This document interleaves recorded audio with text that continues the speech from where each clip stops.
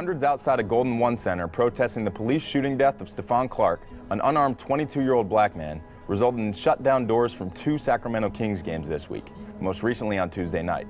Just hours earlier and across the country, Spurs coach Greg Popovich gave an impassioned take on gun control, the Second Amendment, and President Trump. In case you haven't noticed by now, the NBA is about much more than basketball.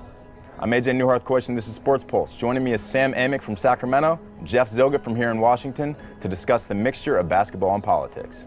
All right, Sam, starting with you. You were at Golden One Center the first night the Kings opted to shut down their doors due to the protests. You also talked to Kings veteran Garrett Temple about their decision to wear shirts with Stephon Clark's name on it before their game against the Boston Celtics.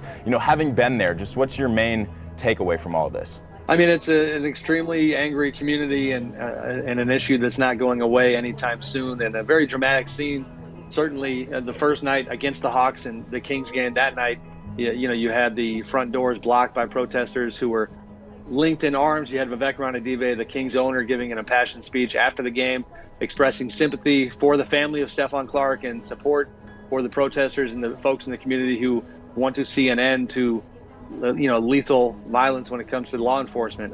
Just so much emotion right now, and a national, international spotlight on a city of Sacramento where clearly, folks who want to be heard on this issue are maximizing their spotlight. And say what you will about, the inconvenience it is causing in the sports community, they are being effective in that regard. Jeff, let's talk about Coach Popovich. He's never afraid to make his opinion known. He did just that on Tuesday. Talk about his comments and just his outspoken nature as a coach in general. Well, really, he got to the heart. He was talking about how much he admired the young students who were participating in the anti-gun violence marches across the country, especially here in Washington, D.C. And what he really latched onto was the idea that the discussion should be about the Second Amendment. And I know that is a controversial topic, but what's interesting about it is it comes in wake of former Supreme Court Justice John Paul Stevens calling for a repeal of the Second Amendment. The Spurs, on their off day on Monday in Washington, D.C., visited the Supreme Court. They had a tour that was conducted by Justice Sonia Sotomayor. But circling back to what Sam said, these are issues that are not going away. Greg Popovich and others in the NBA are going to continue to talk about it. And Greg Popovich said this: he is a citizen first before he is a basketball coach.